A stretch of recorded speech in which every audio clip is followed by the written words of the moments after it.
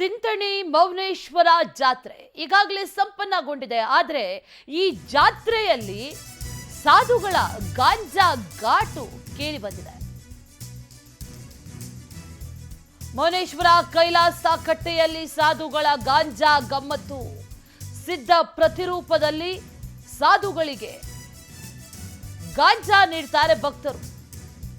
ಯಾದಗಿರಿ ಜಿಲ್ಲೆ ಸುರಪುರ ತಾಲೂಕಿನ ತಿಂತಣಿ ಗ್ರಾಮದ ದೇಗುಲ ತಿಂತಣಿ ಮೌನೇಶ್ವರ ಕೈಲಾಸ ಕಟ್ಟೆಯಲ್ಲಿ ಗಾಂಜಾ ಘಾಟು ಬಹಳ ಜೋರಾಗಿದೆ. ಸಿದ್ಧಪ್ರತಿ ಹಾಗೂ ತೀರ್ಥ ರೂಪದಲ್ಲಿ ಈ ಗಾಂಜಾ ಎಣ್ಣೆ ಸೇವನೆ ಕೈಲಾಸ ಕಟ್ಟೆಯಲ್ಲಿ ಈ ಕೈಲಾಸ ನೋಡೋದಕ್ಕೆ ನಾಗಾ ಸಾಧುಗಳು ಬರ್ತಾರೆ.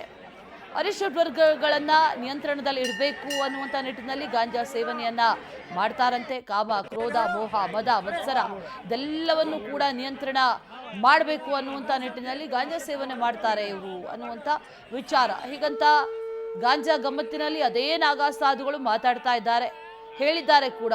ಮೌನೇಶ್ವರ ಕೈಲಾಸ ಕಟ್ಟೆ ಇಲ್ಲಿ ಸಾಧುಗಳ ಈ ಗಾಂಜಾ ಗಮ್ಮತ್ತು ಈಗ ಕೇಳಿ ಬರ್ತಾ ಇದೆ. ಗಾಂಜಾ ಎಣ್ಣೆ ಸೇವನೆ ಎಲ್ಲವೂ ಕೂಡ ತೀರ್ಥ ರೂಪದಲ್ಲಿ ಇಲ್ಲಿ ಆಗ್ತಾ ಇದೆ.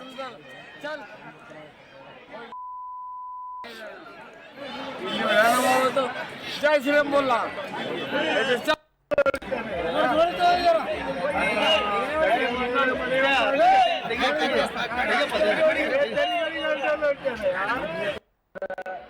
ಕ್ಷೇತ್ರ ಅಂದ್ರ ಇದು ಉತ್ತರ ಕಾಶಿ ವಾರಣಾಸಿ ಕಾಶಿ ಉತ್ತರ ಕಾಶಿ ಒಳಗೆ ಸಾಧುಗಳು ಶರಣರು ಸಂತರು.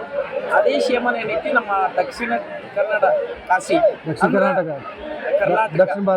ದಕ್ಷಿಣ ಭಾರತ ಕಾಶಿ ಅಂದ್ರ ತಿಂತಣಿ ಮೌನೇಶ್ವರ ದೇವಸ್ಥಾನ ಕಾಶಿ. ಅದು 1ನೇ ಕಾಶಿ, ಇದು 2ನೇ ಕಾಶಿ ತಿಂತಣಿ ಮೌನೇಶ್ವರ ದೇವಸ್ಥಾನ.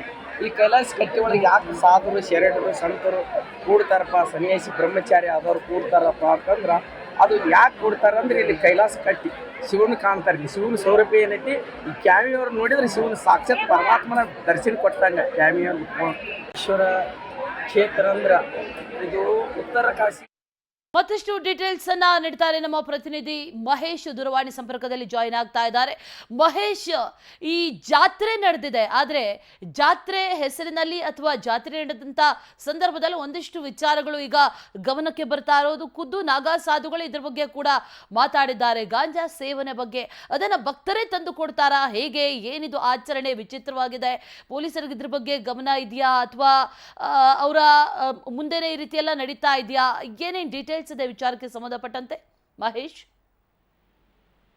ಎಸ್ ಅಶ್ವಿನಿ, ಸಾರ್ವಜನಿಕ ಸ್ಥಳಗಳಲ್ಲಿ ಧೂಮಪಾನ ಹಾಗೂ ಮದ್ಯಪಾನ ಏನಂದ್ರೆ ನಿಷೇಧ ಇರತಕ್ಕಂಥದ್ದು. ಅದೇ ರೀತಿಯಾಗಿ ಏನಂದ್ರೆ ಯಾದಗಿರಿ ಜಿಲ್ಲೆಯ ಸುರಪುರ ತಾಲೂಕಿನ ತಿಂತಣಿ ಗ್ರಾಮದಲ್ಲಿ ಏನಂದ್ರೆ ಮೌನೇಶ್ವರ ಜಾತ್ರೆ ಇರುತ್ತೆ. ಆ ಜಾತ್ರೆಯಲ್ಲಿ ಕೈಲಾಸ ಕಟ್ಟೆ ಅಂದ್ರೆ ತಿಂತಣಿ ಮೌನೇಶ್ವರ ಮುಂಭಾಗದಲ್ಲೇ ಒಂದು ಕೈಲಾಸ ಕಟ್ಟೆ ಇದೆ. ಆ ಕಟ್ಟೆ ಮುಂಭಾಗದಲ್ಲಿ ಏನಂದ್ರೆ ಬೇರೆ ಬೇರೆ ಭಾಗಗಳಿಂದ ಬಂದಿರತಕ್ಕಂತ ಸಾಧು ಸಂತರು ಏನಂದ್ರೆ ಗಾಂಜಾ ಗಮ್ಮತ್ತಿನಲ್ಲಿ ಕೂಡ ತೇಲಾಡ್ತಾ ಇರ್ತಕ್ಕಂಥದ್ದು. ಅದೇ ರೀತಿಯಾಗಿ ಅಲ್ಲಿ ಸಿದ್ಧಿಪತ್ರ ಹಾಗೂ ತೀರ್ಥ ರೂಪದಲ್ಲಿ ಏನಂದ್ರೆ ಗಾಂಜಾ ಎಣ್ಣೆ ಈ ರೀತಿಯಾಗಿ ಕೂಡ ನಡೆಯುತ್ತೆ. ಅದಲ್ಲದೆ ಕೂಡ ಏನಂದ್ರೆ ಸಾರ್ವಜನಿಕರು ಮತ್ತು ಭಕ್ತಾದಿಗಳು ಕೂಡ ಬಂದು ಏನಂದ್ರೆ ಅಲ್ಲಿ ಗಾಂಜಾವನ್ನು ಕೂಡ ಆ ಸಾಧು ಸಂತರಿಗೆ ನೀಡ್ತಾರೆ.